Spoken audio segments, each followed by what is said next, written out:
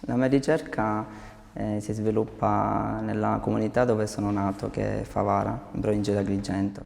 Il mio approccio è di tipo antropologico nei confronti di una comunità che si va perdendo. I miei linguaggi sono diversi, lavoro con la scrittura, con l'installazione, il disegno, il video, per arrivare a raccontare quello che mi interessa. Non mi precludo nessun tipo di materiale per raccontare qualcosa.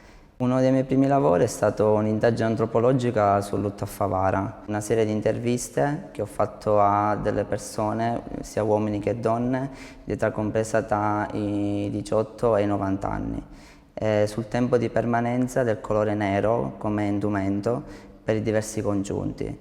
Mi interessava il fatto che si prestabilisce il dolore secondo un tempo, che si affida per ogni grado di parentela un periodo di tempo.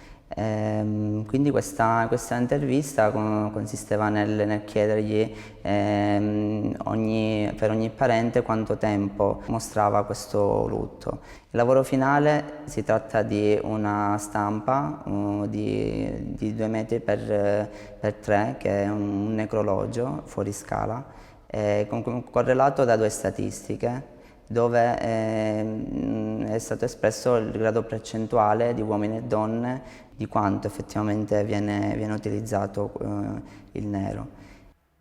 Mi interessava anche raccontare l'aspetto sia architettonico che sociale, oltre che antropologico, per cui ho fatto vari tipi di ricerche anche dal punto di vista architettonico legate all'abusivismo edilizio e all'incompiuto, che è un'impronta molto forte nel territorio agrigentino. Uno dei primi lavori è stato un collage di 10 foto di diversi piani della periferia di Favara, che ho assemblato uno sopra l'altro creando un palazzo atipico, una struttura, una sorta di totem al nulla. Un altro lavoro che ha riguardato l'aspetto prettamente sociale e architettonico è stato un lavoro dei frammenti che ho estratto da case che sono state abbattute e demolite a Favara. Favara per un periodo ha avuto un'attenzione particolare da parte dei media nazionali per un fatto di cronaca. Sono morte 2 bambine a causa di un crollo di una casa. E da lì si è scatenato un po' un processo ad attenzione nei confronti del centro storico che prima non si era mai avuto. Molte strade sono state chiuse per cui hanno modificato un po' quello che era l'assetto urbanistico di una città e anche l'approccio alla città, per cui mi sono ritrovato in una città nuova che mi suggeriva molte cose. C'erano degli spazi che prima da allora non avevo mai osservato, per esempio, o spazi che hanno cancellato completamente una memoria urbana di un territorio preciso, di un quartiere. Avevo questo senso quasi di perdita che mi ha spinto a cercare di recuperare questa memoria in qualche modo. Sono andato nei luoghi, nei siti, a recuperare un pezzo di intonaco di quelle case prima che venivano spazzati via dalle ruspe.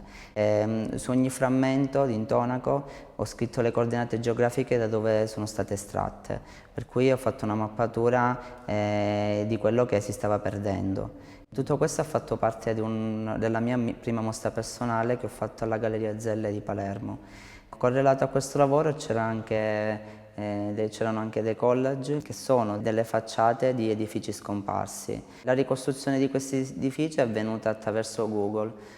Tramite Google Maps sono riuscita a rinvenire alla memoria storica di questi edifici, cioè com'era la facciata di questi edifici. La tecnica è un collage, sono dei PVC adesivi di colore bianco attaccato su dei fogli bianchi, quindi c'è questo senso di scomparsa anche tra i 2 stessi colori, ma si può cogliere comunque la forma e la pesantezza attraverso il materiale che è il PVC che è sovrapposto.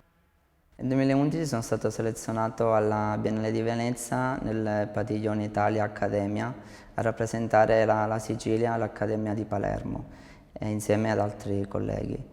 Lì ho presentato un lavoro sempre su Favara e si tratta di ultracentenari. Sono andato a trovare persone che avevano superato appunto questa soglia e che per me erano dei contenitori di memoria, dei monumenti di sapere. Per cui oltre all'incontro personale che ho avuto era soprattutto riuscire a celebrarli, perché il ritratto è per antonomasia il simbolo della celebrazione, per cui loro in questa soglia rappresentano davvero quasi dei monumenti da preservare in un certo senso.